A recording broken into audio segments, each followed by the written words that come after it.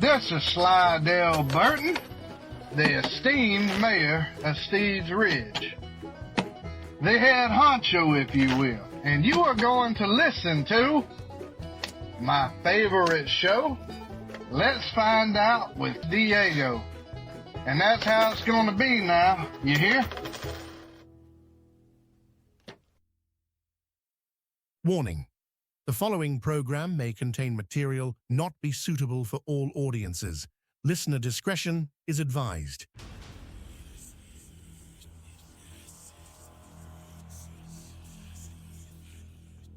They say for every light in this world, there is a shadow waiting to reclaim it. We've been told what to believe, what to fear, and exactly where the boundaries of real end. But tonight, we're crossing those lines.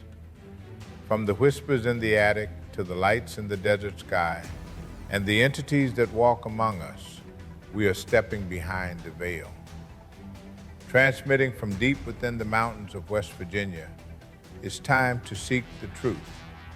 This is Let's Find Out with Diego. And now, here is your host, Diego the Podcaster.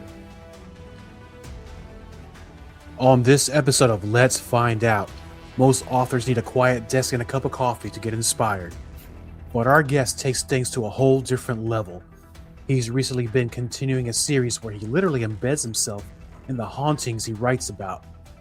He just got back from writing inside Kentucky's most haunted inn, a place tucked away on the edge of a forest famous for Sasquatch sightings. When he isn't tracking down cryptids, spirits, or running about four-legged phantom hunters, you can find him living out everyone's 1980s fantasy, cruising the streets in his dream car, a pristine 1981 DeLorean. All this plus more. Please welcome our good friend, author Brian Paone. Brian, my friend. Yes. Welcome back to Let's Find Out. Yeah, thanks for having me again. Yeah. Shoot, man, it was a great time. Last time I was on, it was loads of fun. So I appreciate you having me, do a repeat.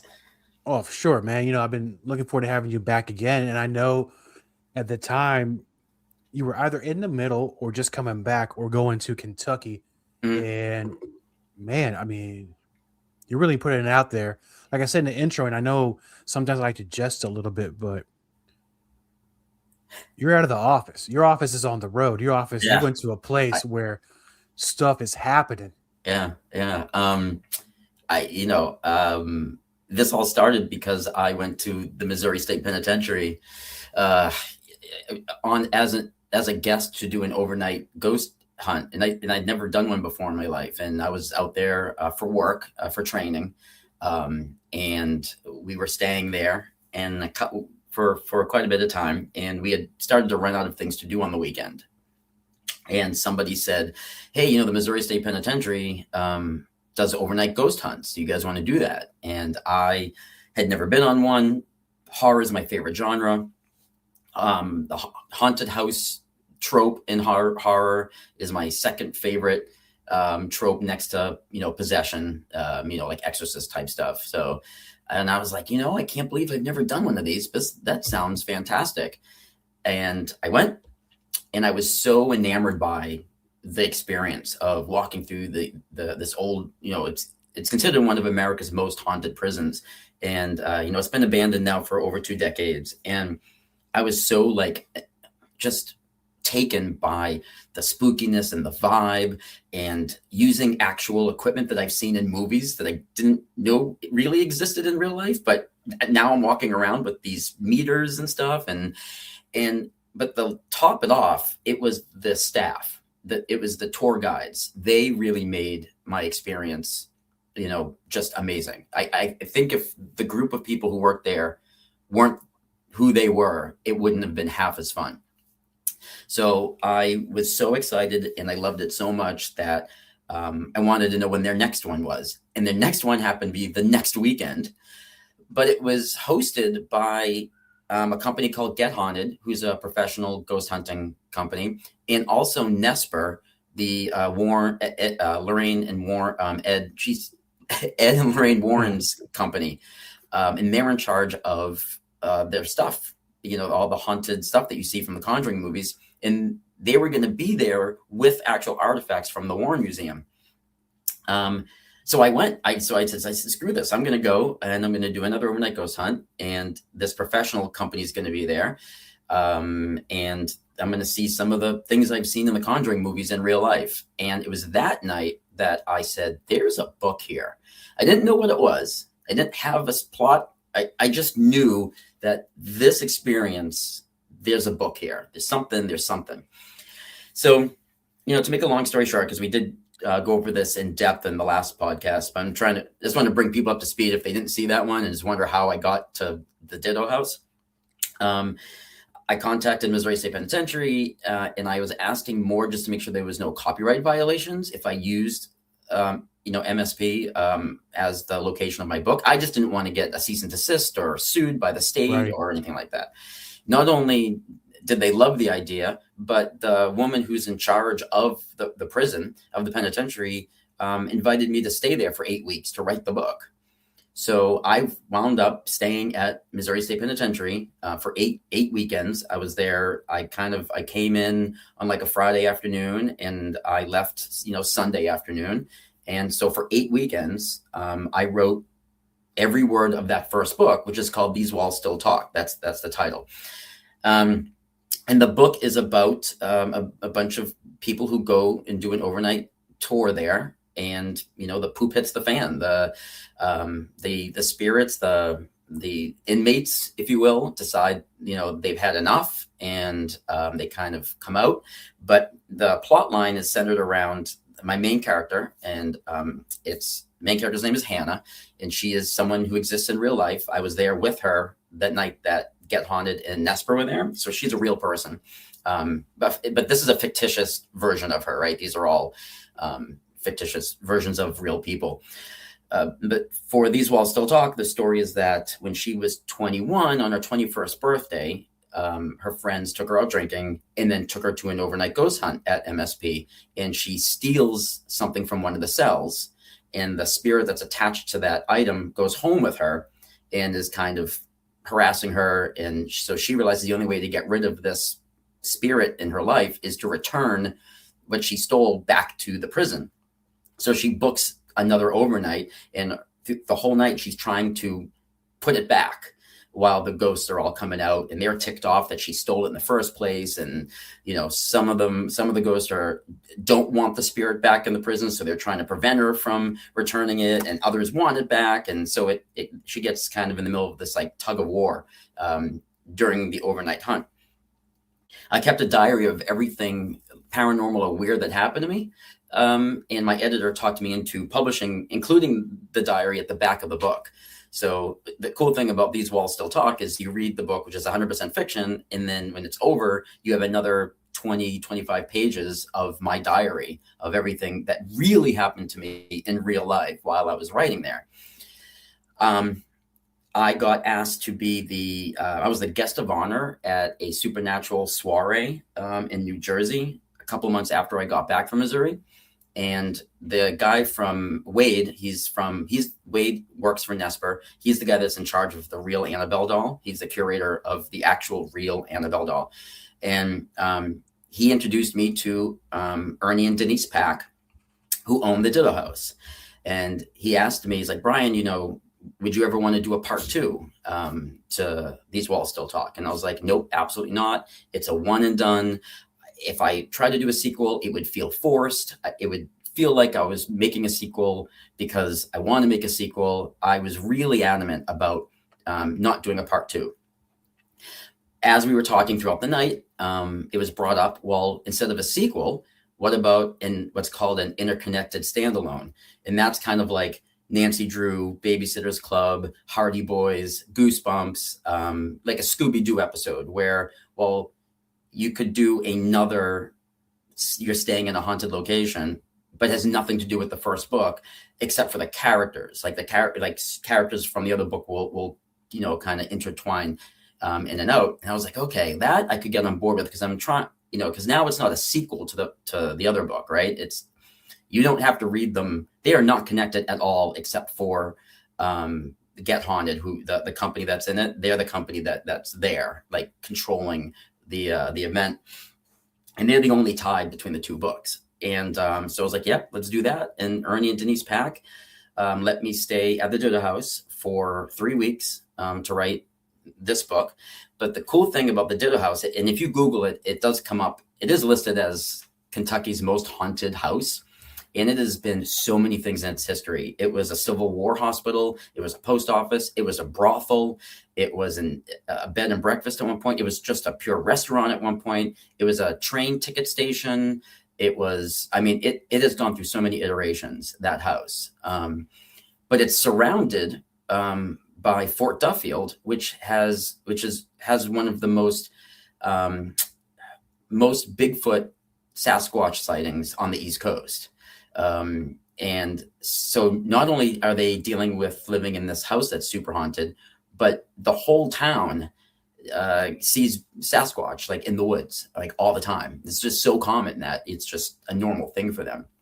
And I was like, how can I say no to this? Like, this is like wild, right? It's like the Bermuda Triangle over there. What I wanted to make sure was that I didn't write These Walls Still Talk again. Like, I didn't write the same story, right? Here I am in a haunted location. I'm staying there to write. I didn't want to fall into that pitfall where all I'm doing is recycling the first book. And this is where Bigfoot comes in. I was like, this is amazing. I can now, so Unpacking the Ditto House, which is the title of this book, is 50% a good haunted house story, but it's also 50% a cryptid story, which was really cool because I've never really been into cryptids. Like, they've never been a thing, but I learned so much about them while I was there, and it had experiences, and it was so much fun to write about a phenomenon that I don't know too much about, but I had to research.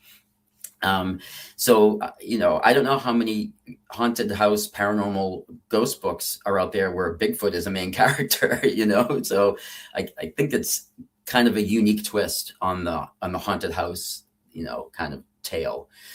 So Ernie and Denise, they charge $500 a night for people who want to stay there, because it is an inn. It's it is called the Ditto House Inn. They charge $500 a room a night, and people they're sometimes booked up months in advance because a lot of ghost hunters stay there, because they want to stay in the famous Ditto House. And right, they gave me a room. I got to stay in what's called the murder room. Because in 1903, there was a traveling salesman who was killed in that room because he was caught cheating at a card game. And his ghost is one of the ones that is seen the most in the house. His name is Silas Rodman. So they let me stay in the murder room for 3 weeks. So I feel super fortunate with these two books, the way that my career went, because being able to spend 8 weekends in the Missouri State Penitentiary and then 3 weeks in the Ditto House, where these locations are some people's mecca to get to. I mean, there's people who would die to just do one night in the Ditto House, and I got to stay there for 3 weeks and write this book, And again, I kept a diary of everything paranormal or unexplainable that happened to me, and again, it is at the back of the book. So, when the book ends, then my diary exists. 3 weeks is a long time to stay in a place that's so active with everything but extraterrestrials at this point. Yeah, right. And I know that you talked about having the stories towards the end of things that happened to you while you were there. Yeah. Outside of the story itself. I really want to get into that. Okay. But before, no pun intended, because I saw the word and now it's stuck in my brain. We have a lot to unpack here. And no pun intended. Right. I love that. Right. But let's do something really quick, because this is going to be something right here. I'm looking at everything, but unrelated subject. Mm-hmm. How's our DeLorean doing? She's happy that the warm weather has come in.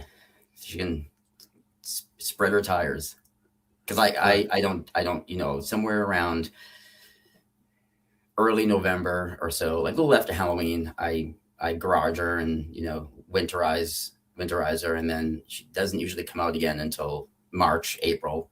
We've had a lot of rain recently, so unfortunately She hasn't gotten out too much, but yes, shiny and fueled up and ready to go.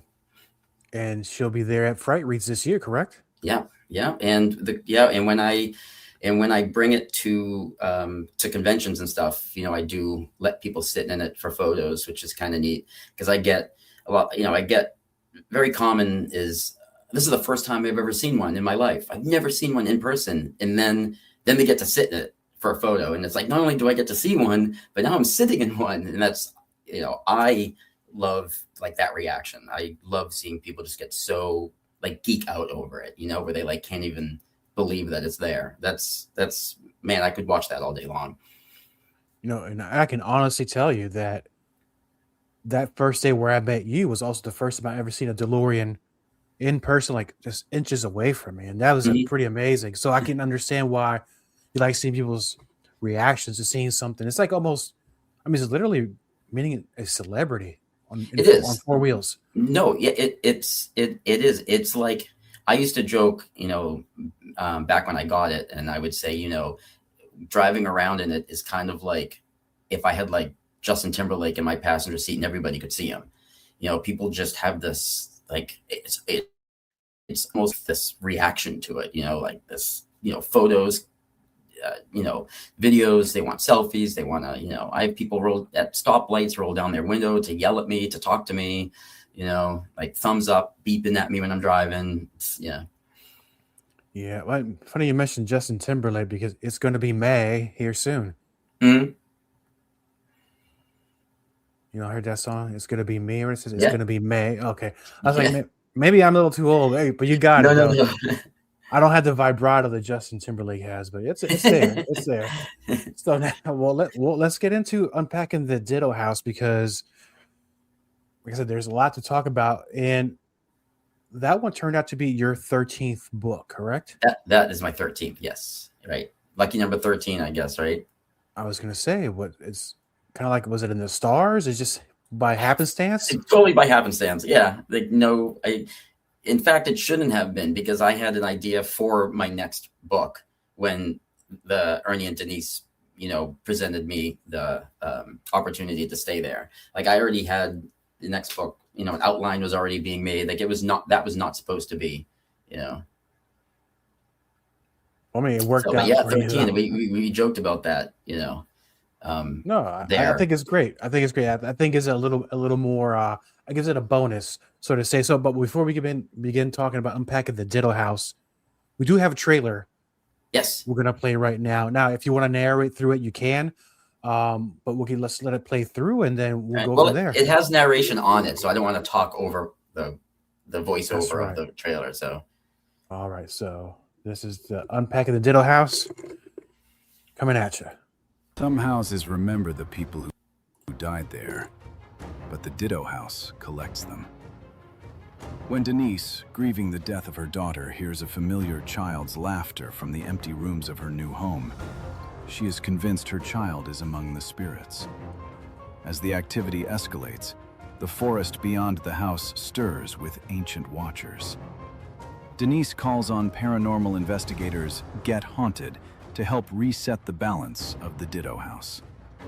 Caught between whispering phantoms and the creatures that walk unseen between trees, the Get Haunted crew must learn who and what to trust, even if it's not each other.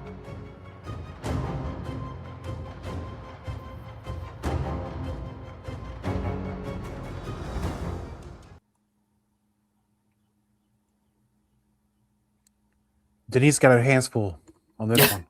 Yeah, she. I put her through the ringer. I definitely. I told them too. I was like, look, if you guys, if we're doing this, I'm gonna mess both of you guys up pretty hard. And they were like, yes. Ernie was just like, we had like when I first got there, we kind of we sat around the dining room table and we brainstormed a couple parts of the book, ideas that I had, and it was so funny to hear them they wanted me to get more violent. Like, no, I want, if I get killed, I want to just be like, just ripped apart. And they're like, oh, this is so great. It's like, so they were great hosts.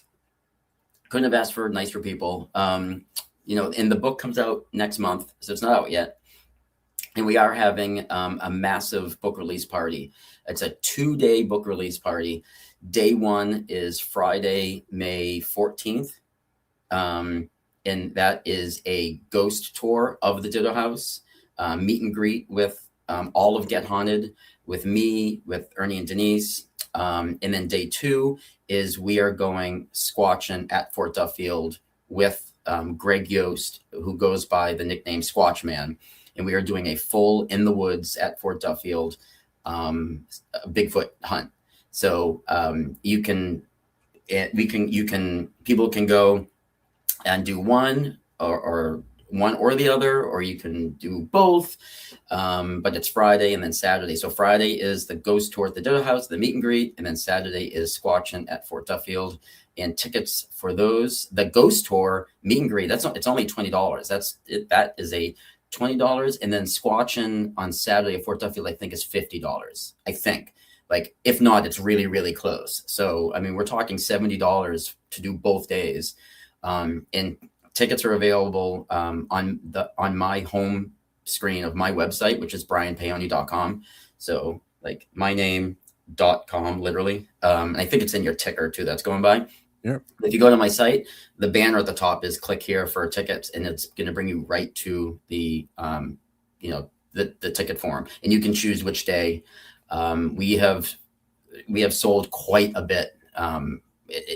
Rob from Get Haunted has been keeping the tally of the ticket sales, and we recently just had like a meeting, and we are very, very happy with the amount of tickets, and we will have a cap. They will shut off at some point, just because you don't want 100 people in the Ditto House at the same time, So they are limited availability, and Fort Duffield, there's a limit too, just because we don't want to lose people in the woods. We need to be able to have everybody, there. But the Fort Duffield event, it's like a 6-hour. We're doing like a 6-hour like squatching, so it's going to be pretty intense. So if anybody wants to come to Kentucky and see the Ditto House real and do a ghost tour that is going to be led by Ernie and Denise, that's perfect. And if anybody's ever felt the need or wanted to come hunt Bigfoot, Saturday night is your night to do it. And it's the book release party too. So like we're going to have some special things. We have some special guests. The book will be there. I'll be signing copies. I'll be talking about the book and bringing people around to like places I wrote, because for that book, like for the Missouri State Penitentiary book, for These Walls Still Talk, I wrote that whole book inside MSP, right? I never left the property when I wrote. But for the Ditto House book, because so much of the book takes place in the woods in Fort Duffield and also inside the house, I wrote in both locations. I'd write for a couple days inside the Ditto House, and then if it was nice out, I would take my laptop and I'd go into the woods at Fort Duffield and I'd write right out there, and so I kind of wrote in both locations. So I got that vibe and ambiance, especially since the book covers both locations, so it was cool waking up every morning being like, all right, do I want to stay in the house and write, or do I want to go out into, be surrounded by Bigfoot and write, do I want to be around ghosts today, or do I want to be around Sasquatch today? You kind of beat me to the punch. I was going to ask you a question similar to that, because when you're writing on location, that sounds pretty awesome. Something different being at home, the comforts of your own home. You can start and stop whenever you want to. Mm-hmm. When you're at these locations, sometimes you can't control what activity happens or does not happen. Yeah. And then I know that you mentioned also that you saved some of these stories towards the end of the book about what really went on and your experiences. But if you're balancing being a ghost hunter with a discipline of being a novelist, mm-hmm. how much of distraction was the activity to you, and how much temptation was it to put down that pen, just go out and investigate?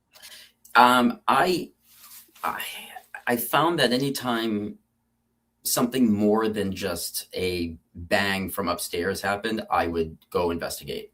And some nights that would take us through the entire night, and I wouldn't write again that day, because there were some nights in the Ditto House when the activity was just, you didn't want to ignore it.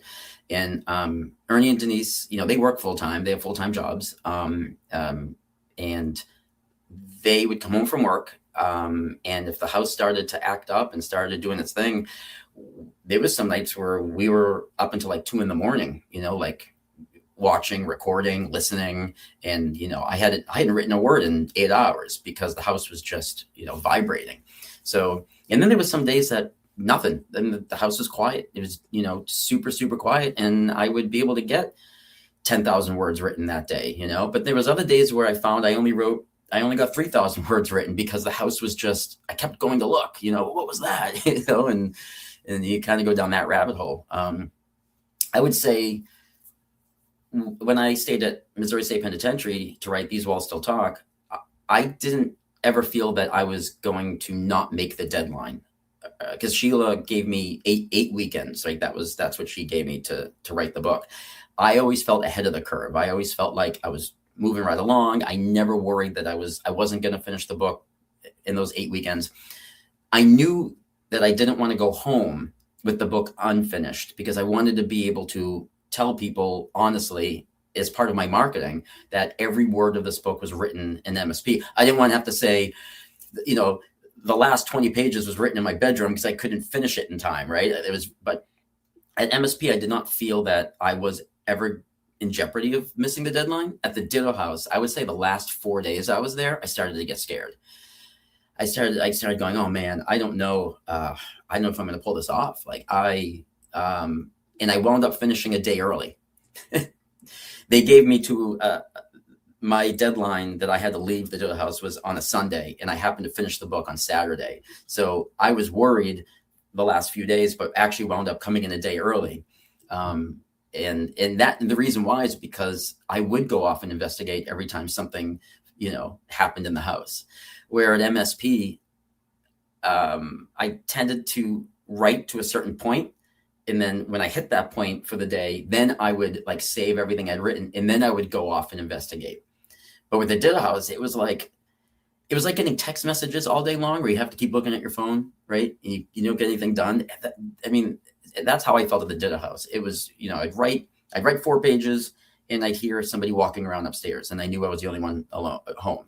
And I'd go back and I'd write 4 pages, and then you'd hear voices somewhere else in the house. And then you'd write 4 pages and you'd hear like rocks falling down the stairs. Like when the house is active, it's coming at you from all angles. The Ditto house. That's what makes that house so like unique. Like it's either all or nothing in that place. You don't just get like 1 or 2 things in a day. You either get nothing, and then you look like a liar that it's haunted because literally nothing, or you get a day when it's acting like the Insidious movies, where everywhere you turn, there's something going on. There's some vibration or energy in that building that's just crazy. Yeah, I was going to ask if there was a particular time of the day where it'd be more active than others. I mean, you could probably go days without nothing happening. I guess it depends. I will tell you what is scary about the Ditto house is it does not care whether it's noon or midnight. There is that whole like myth where, the sun goes down and then the ghosts come out to play. It does not apply at the Ditto house. It could be 1 p.m., sunny, birds chirping, and you could see something like shoot through the parlor. Like it does not matter. That Ditto house does not care. And I think that's what made it so scary for me, because it doesn't give you any chance to like catch your breath and like relax, and Ernie and Denise went to work every day. So I was home. I was there alone while they were working, and I was hearing things in the house, and I'd be texting Denise like, when you coming home? There's something walking upstairs. Like you'd hear like boots clomping on the hallway above me, and I know they didn't have any guests while I was there. They actually, because I said that, I said earlier that you can book a room there, you can stay. And they did not have any guests during my time there. There was a group that wanted to stay, that wanted to rent it out for the weekend. And Ernie and Denise asked me if I would mind if people were there while I wrote. And I said, absolutely not. That would be great. But I think they told them that somebody was there doing a project and they just booked it for a different weekend. So nobody was in the house but me, Ernie, and Denise for those 3 weeks. So when they weren't home and I was hearing like man's boots, like soldiers' boots walking up and down the hallway above me. I mean, at 2 PM, right? Sun's out. So there's no like security in there that, oh, well, nothing creepy is going to happen because it's 2 PM. Bull crap. The house doesn't care. It does not care. So the giggling children is probably the scariest, one of the scariest things that I heard. Yeah. Hold on. Hold the phone. Because I can see what that would be. Well, let me add to this, since you were there for about 3 weeks, and some days are very heavy with activity. Some days were not, but mostly things were happening. During your time there, were there particular spirits that would repeat themselves? And when I mean, I'm going to give this spirit a generic name. I'm going to call him Frank. Okay. Would Frank come in on a Tuesday, but you won't see him until Friday? Or were they all just different? So they see the same kind of apparitions over and over and over, and they've given them nicknames. All right. So they have what they call the peeker. He's a spirit that stays in the Riverview Rooms bathroom, and he's known to look in. When you have a door open, when you open a door, there's that space, that gap. He's known to be in there, and you can see his eye. And then when you catch him, he kind of like goes like this, and then he comes back out. And so they call him the peeker because it looks like he's peeking out in between the doors. And then there's Silas. He's the traveling salesman, the one that got murdered in the room that I slept in. They call it the murder. All the rooms are named at the Ditto house. And it's named by Ernie and Denise. They've named all the rooms. And the rooms are named the same way in my book, which is cool. So if you read Unpacking the Ditto House and then want to go stay there overnight, the room names I kept the room names as they exist in real life, right? The Silas is seen the most. He's the one that was actually murdered in there. They did a bunch of research on him, and it sounds like, from what they gathered, was he was accused of cheating and was killed because of it. But they had some reports and interviews, I guess, when it happened, that it looks like now Silas wasn't cheating. It was like he was wrongfully accused and then lost his life over it. So that might be why he's seen a lot. But Silas, Denise tells stories where she turns the corner from the dining room into the kitchen to go get a Dr. Pepper, and he'll be standing there next to the refrigerator. And he's always looks the same. He's in all brown. He's in a brown suit, brown shoes. He's wearing a brown hat. Businessman, very traveling salesman-y looking. And Silas is seen all over the house. The giggling children is very common. There's also a lot of reports of people who have stayed there of the feeling of hearing the giggling children and then the weight of them getting into bed with you, like the mattress pushes down. Or people will wake up and there'll be a child at the end of the bed and it'll giggle and disappear. This is stuff straight out of horror movies, and it happens there. Like I said, I heard the giggling children 3 times during the time I was there. Another thing that's common that I heard is a man and a woman arguing, but just voices. No, you can't see them, but they're in a heated argument. But it sounds like it's fuzzy, where you can't, you wouldn't be able to replay. You wouldn't be able to tell somebody what they're saying, but they're definitely heated. And it always comes from upstairs in the ladies' room. And I heard it once when I was there. And I went into the ladies' room when I was hearing it, and there was nobody in the room. I mean, it's not like you walk in and you see 2 ghosts arguing, right? I mean, it's just the voice. You just hear them. Back when it was owned by a family in the 1800s, the kids would entertain themselves by playing a game where they would roll rocks down the staircase, and whoever could get their rock to get to the closest to the bottom without falling off the staircase would win. Kind of like our version of shuffleboard, or whatever it is. And one of the most common things that they get now is we'll be sitting there and we'll hear rocks coming down the stairs. But the crazy thing is when you go look, the rocks are there. These are rocks from outside that you can pick up, and they have a cabinet where they keep the rocks. I should have sent you the photos. You could have put them up in the show, but We came home one night from dinner and there was a rock from outside put on the couch in the parlor. It wasn't there when we left. Nobody was staying there. The house was locked. Where did that rock come from? And you'll be sitting eating dinner in the dining room or whatever, and you'll hear the rocks ping pong pong ping pong pong pong pong down the stairs. And sure enough, you'll go and there'll be a rock there. There'll be a rock at the bottom of the stairs. Like, where did that rock come from? Where did right? It's, and you can hold it, you can pick it up. It's tangible. Like, it doesn't like disappear or like, like shimmer out of existence. Like you like they keep them. They have a collection of them that they say thank you. So Ernie and Denise, they thank, whoever, like, okay, thank you for my rock. I'm going to put it over here. And I was sitting there writing once. I immediately did a TikTok video right after it happened. And everyone tells me that if you watch the video, you can see absolute fear in my face. I was writing, I was home alone, and the staircase was behind me. And sure enough, I'm all by myself writing, 3 PM. I was like, oh, here we go. Like, the kids are throwing rocks at me. And so that's some of the stuff that happens there. Did you keep any of those rocks with you? Bring them back home? No, I don't.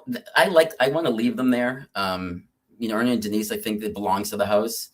But okay. The weird thing is that the rocks that are thrown down the stairs are out. Those rocks are outside their house. They exist outside. It's not like they're a very specific type of rock, that you would buy at like Home Depot or whatever to like do, beautification of your lawn. Those are the rocks being thrown. But how would they, like, their big thing is we don't know how they're getting inside if they're physical and everything's locked up. No windows are open, no doors are open. How, like, that's their biggest question. It's not who's throwing it. It's how are they getting them inside the house? And like I said, I was there. If I didn't see it with my own eyes, I'll send you a picture of the rock on the couch later. That's crazy. When we left for dinner, I know there was no rock on that parlor couch because that's a couch that we sit in to like tie our shoes to leave, and when we came home, it was placed right on one of the cushions of the couch. So that's the strangest thing I ever heard. Normally, if I hear it's something so about, crazy, right? I've never heard about. I mean, rock throwing. Yeah, if you're out in the woods and you have a Sasquatch or a Bigfoot, maybe throw something at you. Yeah, but not inside of a house, and it's not coming through the wall. The windows aren't breaking. No. It just materializes and goes down the stairs. Yeah. So you don't ever see it materialize, right? You hear it falling down the stairs, and then you go over, and there it is. So yeah, that's their biggest. We don't know. Like, we can't figure this out. No, and I don't think we set up cameras. I brought my my Blink system. Amazon. I set up 4 cameras for the 3 weeks that I was there, and me and Ernie were getting crazy readings in the nursery off the Blink camera, like just getting these, like, it sounded like someone playing like a kid xylophone, chimes, ding, ding, ding, and then we would go in the room, and you couldn't hear it. You could only hear it through the camera. Just so weird. So weird. That is, and was interesting because you're so accustomed to writing this type of subjects in your books, and it can get quite intense in a way to where maybe you get a little more paranoid, more than the normal person like myself would, or you have activity. People tell you their stories. You get emails. You read other books as well. Right. Which brings me to the 14th book. Yes. Because now you're doing something similar, but you're kind of, I'm not saying toning it down, but it's kind of maybe a de-stressor because now you get to lighten the moment a little bit. Yeah. So this is book number 14, which is coming out the same exact day as Unpacking the Ditto House. So the book release party at the Ditto House in Fort Duffield, it's like a dual book release party. We're doing Ditto House and Scary Place. And it came about because I have a daughter. Her name is Edelweiss. And I wrote These Walls Still Talk. That's the Missouri State book when she was 7. She's 9 now. And when it came out, she wanted to read it so bad, right? Because she knew her dad had stayed in this haunted prison. And I said, no, you're 8 now. I was like, you're not ready. I said, but you can read my diary, because there's nothing in my diary. It's written like a diary, like Dear Diary, today a ghost chased me down the hall. she read the diary. And then when I went to Kentucky to stay at the Ditto house, when I came back, she wanted to read like, some of my chapters. Right. And I was like, no, baby. I was like, you still can't. I just don't, these aren't for you. Right. But then she was telling me how all of her friends are really, really into horror and really into ghost stories. And her friends, she told all of her friends what I did. And I was like, why don't I write a book for that 9 to 12 age group? Right. That's a horror book, but it's definitely designed for them. But I put a spin on it.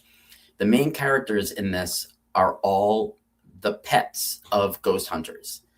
And every time their humans go investigate, they put them in a pet boarding place.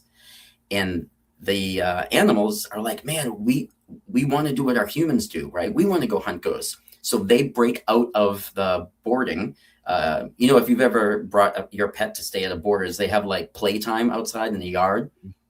So they plan that when they're going to distract the workers and they're going to get through it. They know that there's a weakness in part of the fence. And because across the street from the Borders is what they think is a haunted house. So they escape and they go into this haunted house and it finds out it is haunted, but it's only haunted by the ghosts of animals. So there isn't a human in this book at all. So the ghost hunters are the pets of real human ghost hunters, and they go and hunt animal ghosts. So the haunted house is only, there's a goldfish ghost, there's a bunch of dogs, there's some cats, there's a bat, but they're, no humans at all. And it's very much like a Scooby-Doo meets Paw Patrol. I mean, I really wanted that vibe. It's spooky, but it's funny, and it's perfect for that, I'd say 8 to 12 age group. When I was looking through the front cover, Denise from the Ditto house, she's an artist. She's a fantastic artist. And she designed the front cover. She painted it on actual matte canvas and UPS'd it to me, and I scanned it, high-res scanned it, and that's the front cover. So Denise kind of was able to get her fingers on, having production of the Scary Place. So it's cool to have, some tying it all together, And talking about Scary Place, we don't go ahead and play the trailer for that now, and then the listeners of Let's Find Out can get the full measure of what it is that you're talking about. And we're going to follow up with some stuff because it reminded me of something. So before I keep talking, I'm going to go ahead and play the trailer. All right. Here we go. Loves staying at the pet hotel. But across the street is a creepy house on the hill. The dogs call it the Scary Place, and they're pretty sure it's haunted. Leo and his pet friends do something very brave and very risky. Sneak out, cross the road, and enter the Scary Place. Somewhere in the house, something far worse than they ever imagined waits for the clock to strike midnight so it can awaken. And it knows Leo is there. Will Leo and his friends escape before the clock's final chime? Or will the Scary Place keep them forever?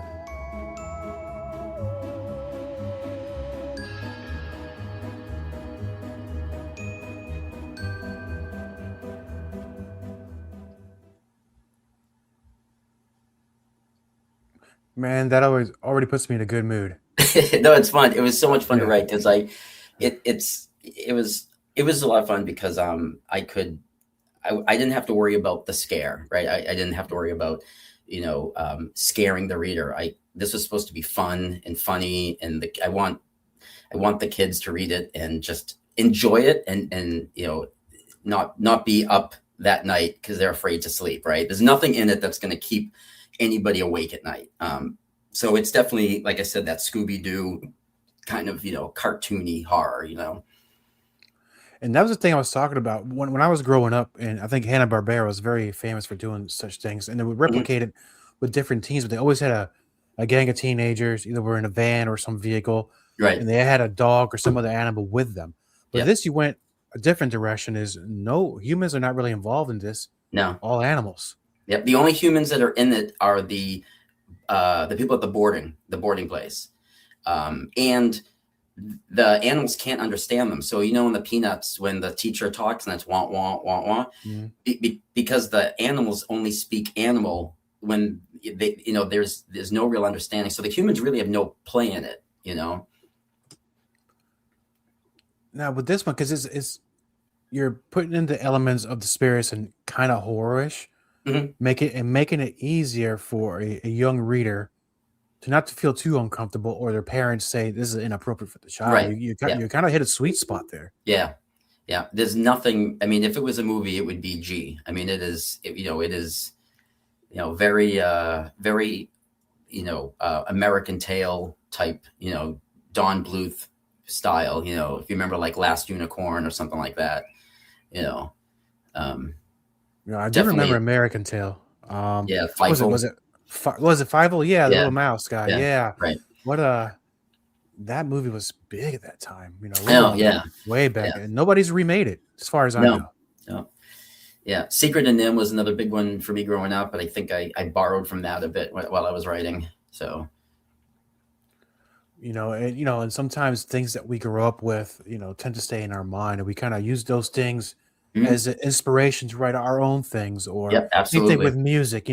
If you might have been influenced by Ace Frehley, you might have a couple of Ace Frehley things in your music at all. But let me ask you this, because 13th and 14th book. Yeah. My follow-up question is going to be very easy. Okay. Are you going to rest? No, I'm actually on chapter 3 right now of what will be book number 15. So no. Oh my goodness. It doesn't stop. Yeah. All right. Well, have you revealed in any other show what you're going to be writing about? Or is it still a secret? Yeah. No, I can. I'm taking a stab at my first Christmas Hallmarky rom-com. All right. Now I'm taking a breath from the deep, heavy, psychological, speculative fiction, and I've never written anything like this before. I've never written a happily ever after ending. I've never, I'm testing it to see if I can.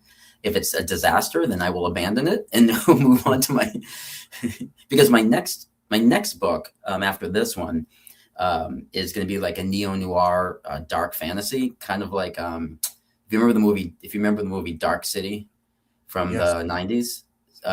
So it's going to be like a Silence of the Lambs meets Dark City, and that will be my next one. So I'm going right back into the deep, heavy crap after I write this Christmas rom-com.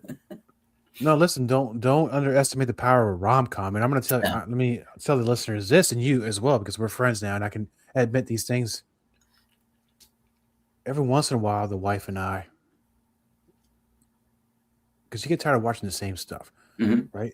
So you go around and looking either on Prime or wherever. Yep. There's always a season where they have a lot of romantic type movies. Right. It's either Christmas with the Prince or I Kissed This Guy and Hot Frosty. Mario Lopez Christmas, Joey Lawrence Christmas. It's one of those kind of things, Lifetime or Hallmark Channel stuff. But I think you can do it, man. Don't abandon. If it's a disaster, look, this show is a disaster. I haven't abandoned it. It's almost going in this 4 years, so you just keep going at it, brother. Yeah. No, I realized 2 years ago that one of my guilty pleasures is those holiday rom-coms, and I was like, you know what? I'm going to take a stab at writing one. So go for it, man. And if it winds up being on Prime as a movie, I'm the first person who's going to download and watch it. Nice. Yeah, man. So love it. So with that now, are you doing any planning on? Because we talked about your music career on the prior show. Yep. Are you gonna take a stab at writing more music, or are you gonna hold off on that for a while? I am getting closer and closer every month, it seems now, to maybe trying to put a band back together. I was in bands for 20 years, so it's a huge part of who I am. I've been out of it now for 10. 2016. Yeah, 2016 was when I got out of music. So it's been 10 years. So I was in it for 20, been out for 10, and I'm starting to get that itch again. I'm starting to get that, man, I miss being in a room with, 4 other dudes playing instruments, writing songs. And even if you go play the crappy dive bar down the street, I miss just being on stage and creating. So, I wasn't ready up until now. but I can feel myself going, like being pulled there again. Yeah, I can tell by your body language, man. I think it's going to happen. It's going to happen. I see it, man. And now, for the ultimate question. Yeah. For our good friends and listeners of Let's Find Out, they want to learn more about you, where you're going to be this year, and they want to get a hands-on, either a downloaded copy or a physical copy of your books. Where can they go find out? So all of my books are available in paperback, ebook, and audiobook. I know a lot of people would rather listen than read because we're so crazy in our schedule and commutes and people, house chores and stuff like that. But all of my books are available in all three formats, everywhere books are sold. So Amazon, Barnes and Nobles, Walmart, Books A Million, anywhere that any bookstore that has a website. I'm searchable and findable. And that is the US, the UK, Canada, Australia, Italy, Germany. Yeah. I think that's the 6. Yeah. I think that covers everything. So, yep. And my website, right? So if you go to brianpaone.com and any paperbacks bought from my website, I sign them. And they don't come, and they're not pre-signed sitting in the box. I actually sign it and, I personalize it to that purchase. So awesome. You got that connection with your fans, and you're worldwide now, brother. So get ready when these books come out, and good luck to you on the book release party, and be careful after when you go squatching. And once you release number 15, and if you get that band back together, come back on the show. We'll talk about it. Oh, absolutely. Yeah, that'd be great. Thank you, my friend. Thank you. Copyright Diego the Podcaster. All content for Let's Find Out is the property of Diego the Podcaster and is served directly from our servers with no modification, redirects, or rehosting. All celebrity impersonators are paid performers. The impersonated celebrities do not endorse or promote any views or opinions expressed by our guests, Diego the Podcaster, or Let's Find Out. The information shared on Let's Find Out with Diego is provided on an as-is basis, with no guarantees of completeness, accuracy, usefulness, or timeliness.